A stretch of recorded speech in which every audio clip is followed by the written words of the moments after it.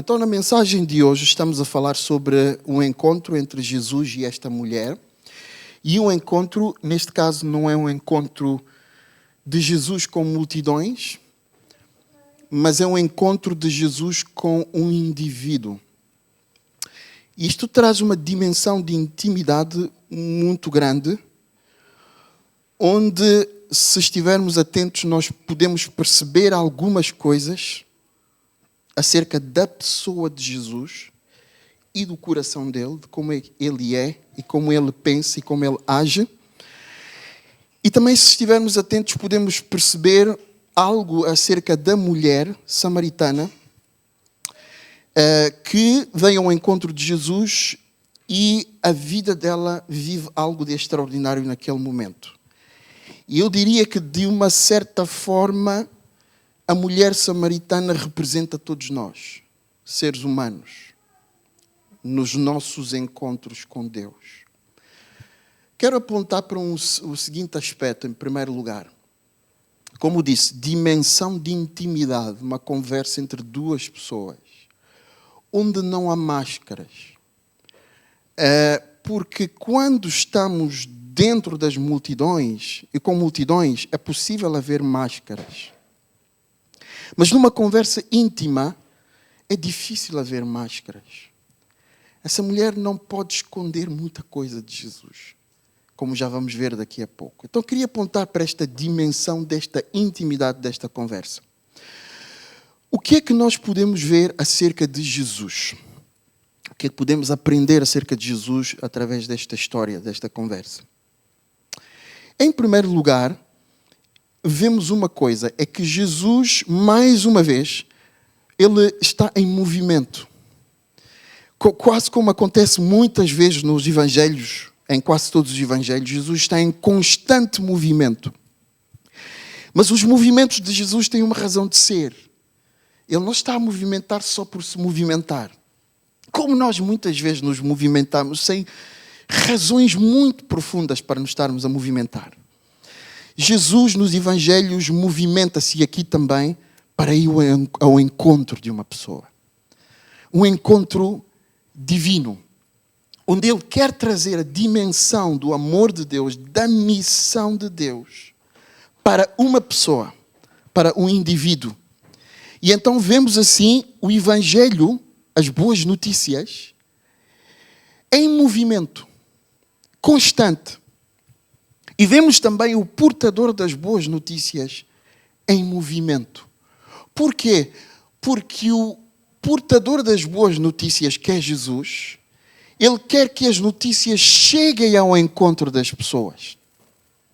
Então, apesar de Jesus ser um judeu e uma pessoa religiosa, uma pessoa que também vai ao templo, que também vai à sinagoga, vemos isso em muitos lugares, a sinagoga é o lugar de convívio, mas também de adoração, que os judeus depois iniciaram a certa altura da sua história. Apesar de Jesus ser judeu e frequentar estes lugares religiosos, o que é mais comum ver nos evangelhos não é Jesus nem no templo nem nas sinagogas. É ver Jesus a ir ao encontro das pessoas. As boas notícias estão em constante movimento, porque quando há boas notícias, elas têm que chegar até as pessoas, não é? Quando alguém produz um jornal, o objetivo não é ficar confinado. O objetivo é que as notícias daquele jornal cheguem até as pessoas, não é? Então a editora ou a publicadora tem que garantir que o jornal vai ao encontro das pessoas, para que elas tenham acesso às notícias. E isso mostra o caráter de Deus. Porque lembram-se que nós lemos em João 3,16 na semana passada?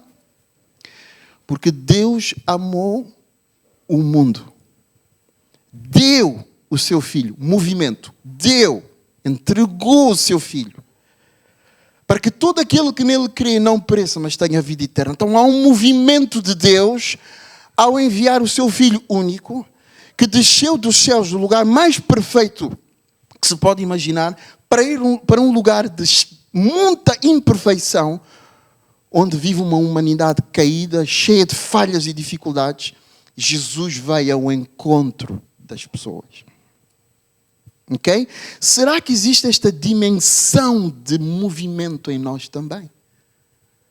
Porque se nós temos Jesus na nossa vida, temos o Espírito dele, temos o caráter dele.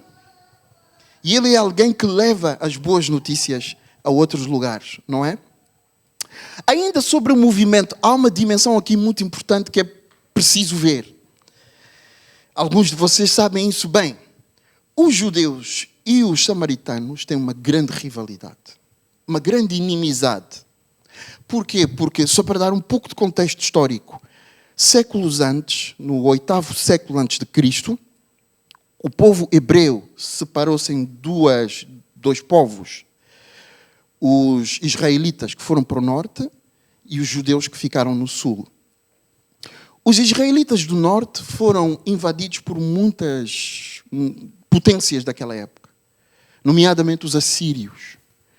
E quando foram invadidos pelos assírios, muitos judeus foram levados para as terras desse império, mas muitos ficaram e os assírios enviaram colonos para ocupar aquela região do norte, onde ficava Samaria. A capital era Samaria. Então, esses colonos que vieram, não só dos assírios, mas também de outros povos, ficaram lá, criaram colónias lá. E o que é que aconteceu ao longo do tempo? Houve uma mistura étnica entre os judeus, os hebreus, porque os judeus ficaram no sul, os hebreus que moravam em Israel, em Samaria, com os povos de outras nações. Por outro lado, também houve uma mistura religiosa. Porque, por um lado, os israelitas que viviam no norte preservavam a fé hebreia, mas, por outro lado, misturaram-na com outras crenças.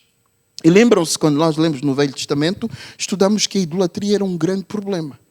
Então, o povo de Israel do norte, que vivia na Samaria, misturou muita coisa com aqueles povos. E os judeus do sul consideravam, por isso, que os israelitas de Samaria não eram puros, nem etnicamente, nem religiosamente. Já vimos aqui várias vezes que os judeus consideravam quem não fosse judeu gentio, não é? Que muitas vezes já tinha uma conotação de marginalização, de exclusão. Mas era pior ainda com os samaritanos, porque os samaritanos diziam ainda preservar a fé judaica, mas misturaram-na. E não reconheciam que Jerusalém era o lugar de adoração, porque eles tinham o seu próprio lugar de adoração. Então havia uma grande inimizade. De tal forma que um judeu, normalmente, quando ia para Galileia, a Samaria está no meio entre Judeia e a Galileia. Quando um judeu ia para a Galileia, tinha que desviar-se do caminho para não passar por Samaria, para não se misturar com os samaritanos. Portanto, era mesmo uma atitude de desprezo, de menosprezo, de marginalização e de exclusão por causa destas questões que eu já mencionei. E Jesus, sendo judeu, ele vive neste contexto. Ele tem este contexto dentro de si. Mas o que é que Jesus faz? Jesus tinha que ir à Galileia, como diz o texto, mas em vez de ir contornar o caminho, ele passa de propósito pela Samaria. E ao passar de propósito pela Samaria, ele não faz simplesmente uma passagem, mas ele fica lá, em Sicar, que é uma cidade da Samaria. Fica lá um judeu que se diz mestre, rabi, ainda por cima, que se considera um mestre, um professor da fé, da espiritualidade, que vive neste ambiente em que os judeus são inimigos dos samaritanos. Ele opta por ficar em Samaria e ele mete-se a conversar com esta moça, com esta jovem. A outra agravante é que esta jovem é uma mulher. E a sociedade judaica daquele tempo era muito, não vou dizer machista, mas dava uma grande primazia aos homens.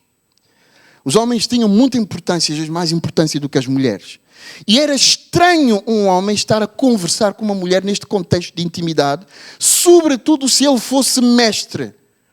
Sobretudo se ele fosse um rabi, um mestre espiritual. E Jesus faz precisamente isso. Senta-se com a mulher samaritana e rompe com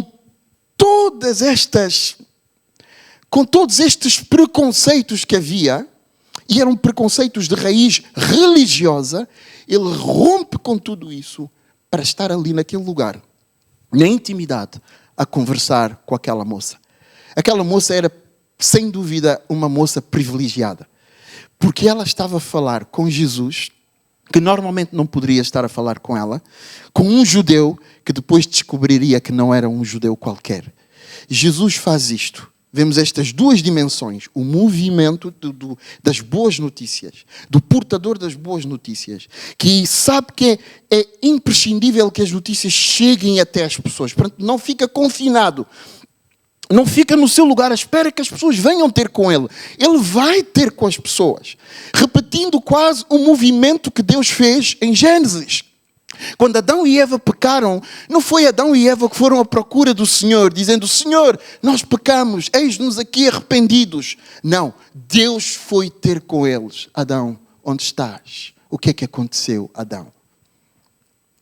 E eu acredito que todo aquele que vive a verdadeira espiritualidade e que acredita conhecer a espiritualidade na profundidade, e que diz ter um relacionamento com Jesus e diz ter o Espírito de Jesus, eu acredito que este movimento deve-se manifestar no seu coração também. A intencionalidade de ver as boas notícias chegar a outros. A intencionalidade de ir se encontrar com outros que ainda não conhecem essas boas notícias. A intencionalidade de romper barreiras religiosas, sistémicas e outras barreiras sociais para ir ao encontro daqueles que precisam de encontrar também o Messias, o Filho de Deus, o Salvador. E é sobre isso que nós lemos no versículo 1 ao versículo 7. Vemos este movimento. E quando o Senhor entendeu que os fariseus tinham ouvido que Jesus fazia e batizava mais discípulos do que João, ainda que Jesus mesmo não batizava, mas os seus discípulos, deixou a Galileia e foi outra vez para... deixou a Judeia e foi outra vez para a Galileia. E era necessário passar por Samaria. Era necessário, ou seja, ele achou que era preciso passar por Samaria.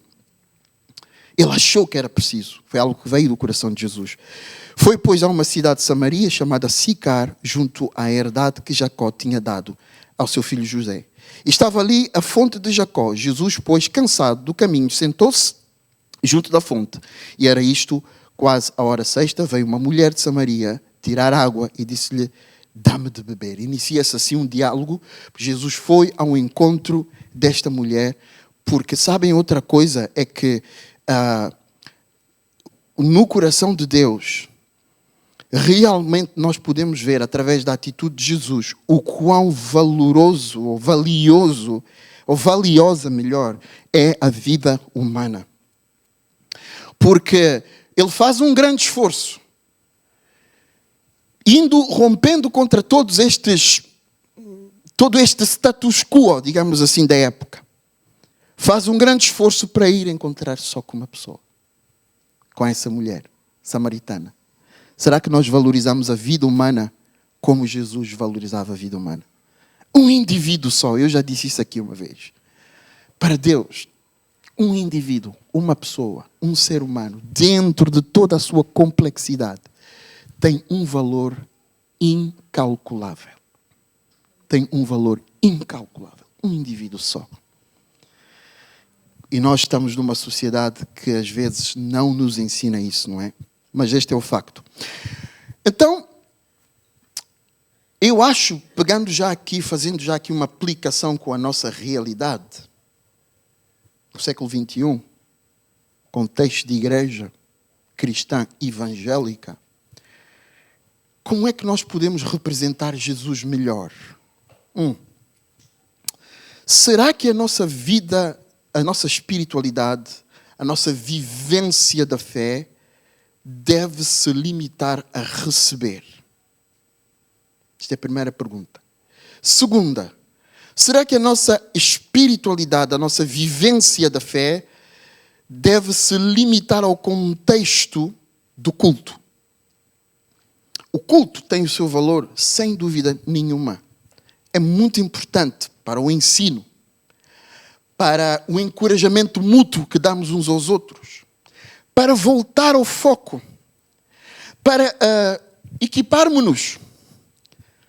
Mas o culto devia ser, no fundo, um movimento de centralização que depois cria expansão, um movimento de expansão, um movimento para fora. O verdadeiro culto, enquanto estamos aqui neste planeta, será um culto em que, adorando a Deus, nós recebemos da parte de Deus as percepções, a inspiração, a motivação, o encorajamento, para que aquilo que estamos a viver com Ele na dimensão vertical se torne uma realidade na dimensão horizontal para outras vidas também à nossa volta. Então o encontro produz movimento. Produz movimento para fora. Nós nos encontramos também, não somente, mas também para sermos enviados. Este é o movimento, de dentro para fora, de dentro para fora. E os judeus no Velho Testamento, eles cometeram o erro de pensar que o movimento era só para o centro. Eles acreditavam que Deus queria criar um povo e que ele fosse completamente separado dos outros. Não, na verdade, Deus estava a chamá-los para dentro, para a adoração, para conhecerem-no, para conhecerem o seu coração, a sua palavra, a sua vontade, mas para serem um testemunho para todas as nações à volta. Um movimento para dentro, que depois resultaria num movimento para fora. Este sempre foi o alvo de Deus. E Jesus faz isto nesta dimensão individual com esta mulher aqui. Depois há também a dimensão da mulher na sua vida, no seu mundo, na sua realidade, que se encontra com este homem, Jesus. Para ela é um encontro quase casual, não é? Porque não há indícios de que ela planeou este encontro. Ela foi buscar água, foi fazer algo que ela sempre faz. Buscar água para suprir a sua família, eventualmente.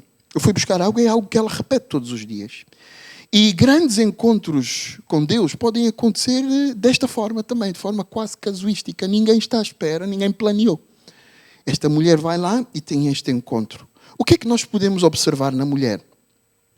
A postura dela no início da conversa, quando ela começa a falar com Jesus, é, em primeiro lugar, o entendimento espiritual dela. Nós percebemos que o entendimento espiritual dela, de quem Jesus é e o que Jesus representa e pode representar para a vida dela, está a ser aberto paulatinamente ao longo da conversa. No início da conversa, apesar dela dar indícios de ser uma pessoa de forte índole religiosa, ela não está a perceber nada daquilo que Jesus está a tentar transmitir. Porque ela está focada em coisas imediatas, materiais, na necessidade dela daquele momento, ou na necessidade de Jesus, naquele momento de beber água. Jesus está a tentar comunicar-lhe realidades mais profundas, realidades espirituais acerca dele mesmo. E ela não está a perceber, mas está a começar a perceber paulatinamente. Para além da sede física evidente que ela tem, Jesus também tem, portanto a sede torna-se um tema central na conversa dela, e a água para matar a sede também, ela tem uma sede mais profunda na perspectiva de Jesus. Ela tem uma sede mais profunda. Talvez ela não reconheça isso, mas existe uma sede mais profunda. E a pergunta que Jesus lhe faz, quando diz, onde está o teu marido? Chama o teu marido, é uma entrada divina à porta mais secreta do coração dessa mulher, aí onde residem as mais profundas carências que os relacionamentos humanos não podem suprir. Jesus, ao falar com ela, faz-lhe uma pergunta, e já vamos ver daqui a pouco, e com esta pergunta simples, ele está a fazer uma entrada na zona mais íntima da sua vida, para revelar a consciência desta mulher às verdadeiras carências que ela tem. E Jesus faz isso com uma simples pergunta. E Jesus faz isso connosco muitas vezes também. E é por isso que eu digo que muitas vezes nós estamos a viver numa dimensão de superficialidade, onde muito de nós está camuflado para os outros. e usamos máscaras. As verdadeiras necessidades que nós temos, muitas vezes, nem nós as identificamos e as conhecemos. Corremos atrás de coisas que achamos que são as que realmente necessitamos. Porque a nossa consciência humana limitada, na sua compreensão limitada e na sua limitação para aprofundarmos nas águas mais profundas do nosso ser, não nos permite perceber muitas vezes estas reais necessidades. É preciso alguém que tem capacidade para mergulhar nestas águas e trazer ao de cima aquilo que está lá nas profundezas da nossa consciência e da nossa alma. E é isto que Jesus está a fazer com esta mulher aqui. Podemos ler nos versículos 14 a 24 sobre isto. Eles continuam a conversa. Podemos começar já em 10. Jesus respondeu e disse-lhe: se tu conheceras o dom de Deus e quem é o que te diz, dá-me de beber, tu lhe pedirias e ele te daria a água viva. Disse-lhe a mulher: Senhor, tu não tens com que tirar e o poço é fundo, onde pois tens a água viva? Então Jesus introduz este conceito que ela não está a entender. Ela está focada na água física. És tu maior do que o nosso pai Jacó, que nos deu o poço, bebendo ele próprio dele e os seus filhos e o seu gado? A mentalidade religiosa dela a trabalhar. E a mentalidade religiosa pode ser uma barreira para compreender a dimensão do agir de Deus nas nossas vidas. Tenho falado disto domingo após domingo. Como a religião e a religiosidade pode ser uma barreira. Ela diz: não, este poço aqui foi construído por Jacó, nosso pai. És tu maior do que Jacó? Esta mentalidade religiosa vem ao de cima. Jesus respondeu-lhe, disse-lhe: qualquer que beber desta água tornará a ter sede. Jesus está a tentar levá-la para a profundidade. Mas ela reside sempre na superficialidade. Mas aquele que beber da água que eu lhe der, nunca mais terá sede, porque a água que eu lhe der se fará nele uma fonte de água que salte para a vida eterna. Aqui já há alguma abertura por parte desta mulher.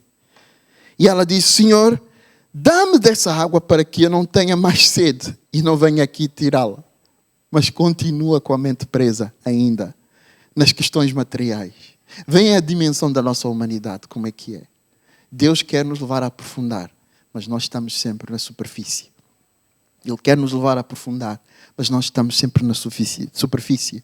E o que nos mantém na superfície muitas vezes são as coisas legítimas e boas da vida, mas que têm uma ocupação tal na nossa mente que se tornam uma distração para perceber o mover de Deus na nossa vida. Beber água, buscar água é bom, é legítimo. Quem tem sede deve ir buscar água. Obviamente, a natureza assim o manda, não é? O comanda. Quem precisa de trabalhar, de sustento para viver, precisa de trabalhar, é óbvio. É óbvio. Mas todas estas coisas podem tornar-se uma barreira por causa da nossa atitude. Podem tornar-se uma barreira para compreendermos o verdadeiro mover de Deus. Deus quer nos aprofundar e nós estamos lá na superfície, constantemente. Mas o interessante é que Deus não desiste, Jesus não desiste e continua a insistir em procurar aprofundar esta mulher. Disse-lhe o Senhor, e disse a mulher ao Senhor: dá-me dessa água para que eu não tenha mais sede e não venha aqui tirá-la. Disse-lhe Jesus: vai e chama o teu marido e vem cá. A mulher respondeu e disse: não tenho marido. Disse-lhe Jesus: disseste bem, não tenho marido, porque tiveste 5 maridos. E o que agora tens não é teu marido. Isto disseste com verdade. Qual é a pergunta que Jesus faz? Vai chamar o teu marido. Jesus não lhe faz uma acusação.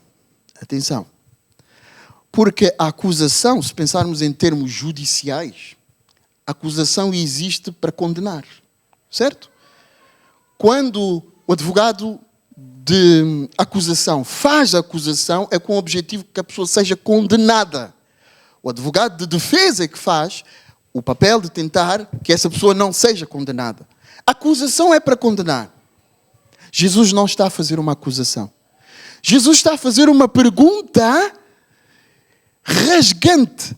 Uma pergunta que rasga a alma desta mulher e vai direitinho para a sua principal carência.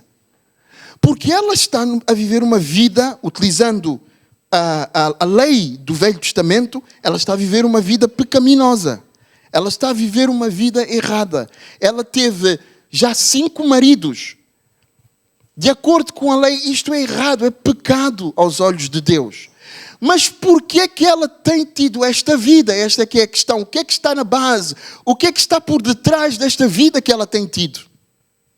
Nós, por vezes, quando falamos das pessoas, por exemplo, falamos de nós, focamos-nos na questão do pecado.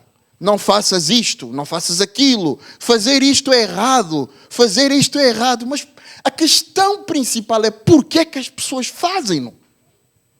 O que é que está por detrás da ação? O que é que nos leva realmente a pecar? O que é que nos leva a viver em dependências? O que é que nos leva a entrar em hábitos nocivos na nossa vida? Há carências. E Jesus aponta para esta carência ao fazer esta pergunta para esta mulher aqui. Chama o teu marido. Jesus quer chegar à sua alma. Jesus quer encontrar a sua alma. Então esta mulher tem realmente aqui uma reação extraordinária, porque ela depois diz, disse a mulher ao Senhor, vejo que és profeta. Vejo que és profeta. Finalmente ela tem uma realização de quem Jesus é. Já há um grau de aprofundamento aqui. Vejo que és profeta. Nossos pais adoraram neste monte. E vós dizeis que é em Jerusalém o lugar onde se deve adorar. Disse-lhe Jesus, mulher, crê-me que a hora vem em que nem neste monte e nem em Jerusalém adorareis o Pai.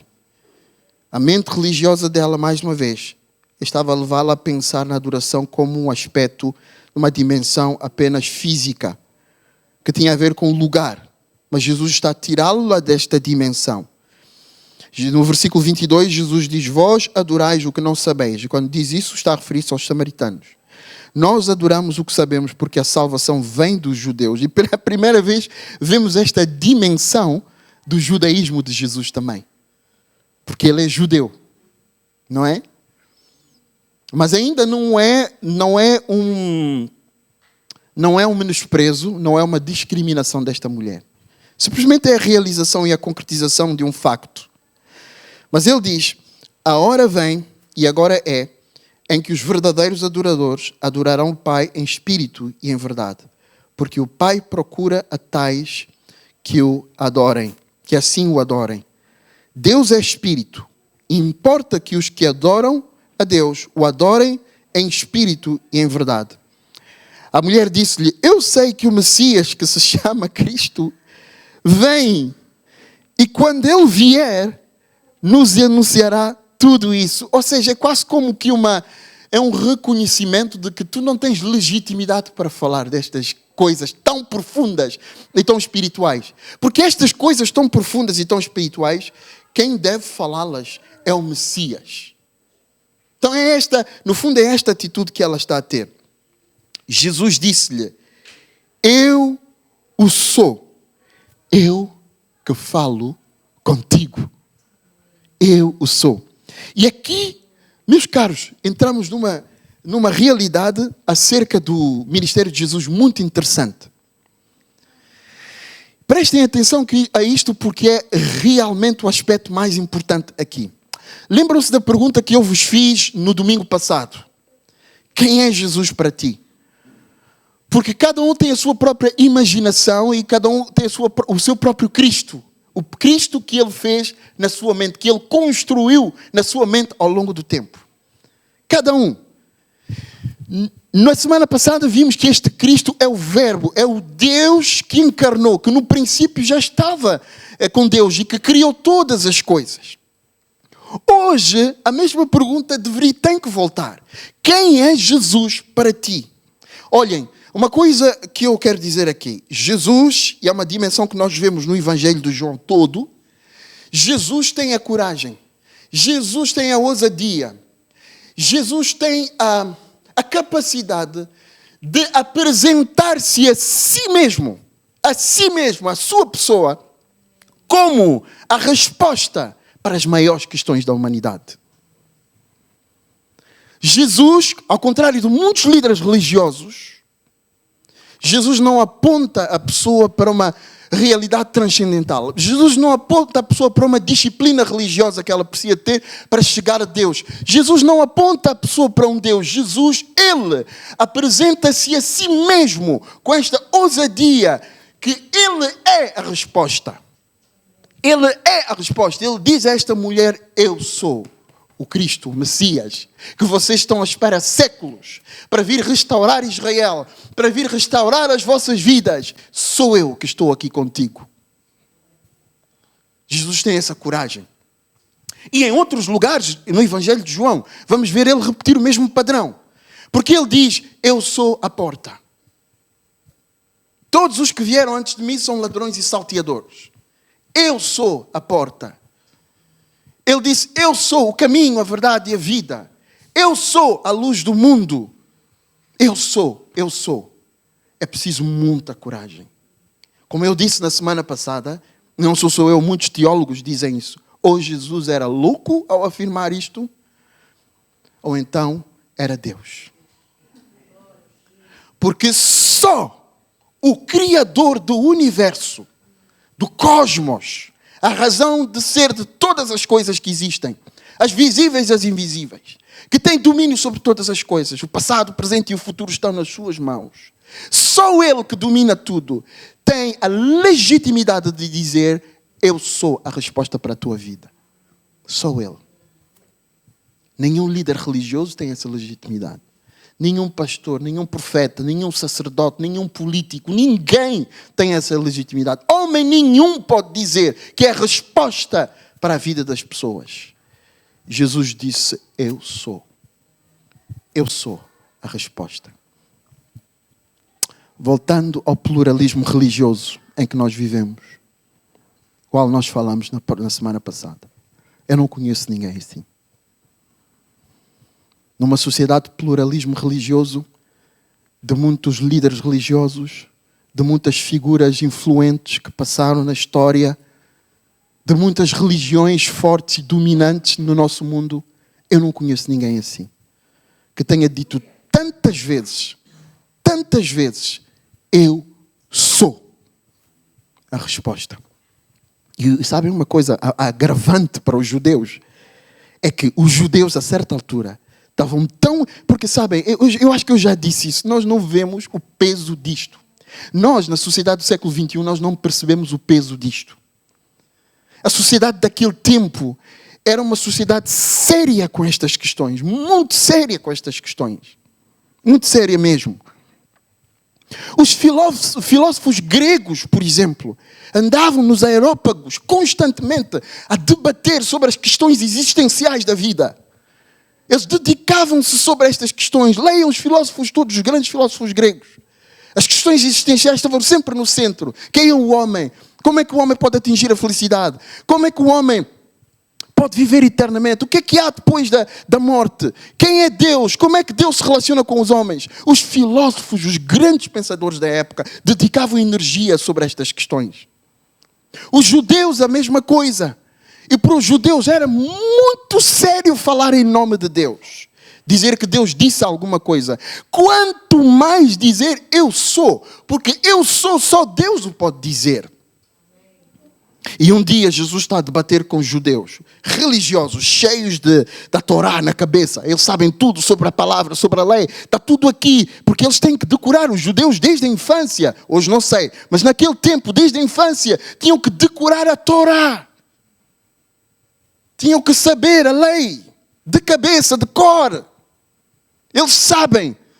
E de repente numa discussão eles estão a falar sobre Abraão a Jesus. Porquê? Porque Abraão é o pai da fé judaica. Mas o nosso pai Abraão, o nosso pai Abraão, o nosso pai Abraão. Chega um ponto que Jesus disse: olhem, antes de Abraão, vosso pai da fé, existir, eu sou. Sabem o que é que este eu sou aponta? Acho que muitos de vocês sabem, não é? Liga com o eu sou, aquele que sou, da revelação de Deus a Moisés, no passado. Quando Moisés disse, se me perguntarem quem tu és, quem eu vou dizer? Deus disse, eu vou dizer que eu sou. Diz a eles que eu sou aquele que sou. E Jesus deixou-os mais enfurecidos ainda. Por isso os judeus quiseram matá-lo. Por isso os judeus chegaram a matá-lo. Este é o aspecto central da morte de Jesus. Porque os judeus não achavam um crime, uma blasfémia séria, Jesus dizer que é a resposta. Porque só Yahweh, o Criador do universo, podia dizer que é a resposta. E Jesus, à frente desta mulher, lhe diz, eu sou. E ele aqui tem uma credibilidade maior, alcançou uma credibilidade maior diante desta mulher. Porquê? Porque antes eles estão a falar sobre a água, ele está a tentar mostrar à mulher que ele é quem é. A mulher não está a entender quando ele finalmente faz-lhe aquela pergunta. Vocês já notaram que é aquela pergunta que faz o clique? Quando ele faz aquela pergunta, vai lá buscar o teu marido, chama o teu marido. Ah, mas ele não pode. Ele diz, pois, eu sei, tiveste 5, tens 5, e este que está contigo agora também não é teu marido. Ah, Senhor, eu vejo que és profeta. Porque diante de Deus, o Criador, o eu sou, não há máscaras. Eu não vos conheço. Vocês não me conhecem. Eu não vos conheço, vocês não me conhecem. Eu penso que eu sei quais são as vossas necessidades, mas não sei. Porque até aquelas que eu sei são superficiais na minha mente. Aquele que realmente sabe quais são as vossas necessidades é o eu sou. Jesus, Ele sabe. E com uma frase, com uma pergunta, Ele pode chegar até à profundidade dos vossos corações. Com uma pergunta, Ele pode chegar lá e trazer à vossa consciência a vossa real carência dele. Para terminar, esta mulher samaritana teve este encontro transformador. E ela foi dizer aos outros, vejam, encontrei um homem que parece ser o Messias. E eles todos andam assim, criou-se aí um alvoroço, porque todos queriam ver quem é esse homem que parece ser o Messias. Quem é este homem que parece ser o Messias? E finalmente vêm e conhecem Jesus. E depois, no final da história, eles próprios, os outros samaritanos, a quem aquela mulher foi informar de que eventualmente tinha encontrado o Messias, foram lá e eles voltaram para ela e disseram, mulher, nós vimos e nós cremos que ele de facto é o Messias. E já agora, mulher, nós não cremos porque tu nos disseste. Mas nós cremos porque nós próprios vimos que de facto Ele é o Messias. O portador da mensagem tem uma função. E esta mulher, assim que se encontra com Jesus, torna-se imediatamente uma portadora da mensagem. Ai, que maravilhoso seria se todos nós, quando nos encontramos com Cristo, imediatamente nos tornamos portadores da mensagem das boas notícias. Vejam, conheço alguém que pode fazer a diferença na tua vida. Conheço alguém que pode ser a resposta para ti. Conheço alguém que é maior do que eu.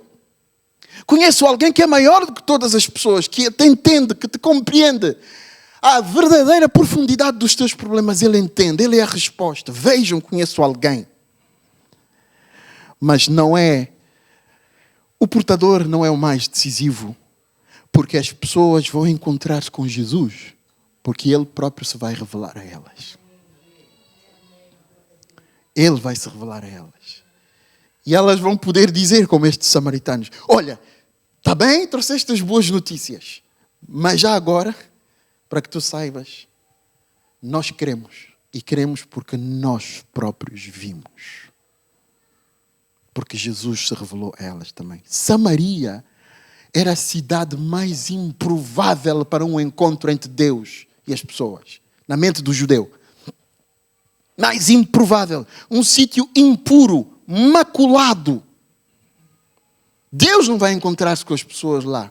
Deus, que estava na terra, decidiu ir lá. E lá encontrou-se com uma mulher.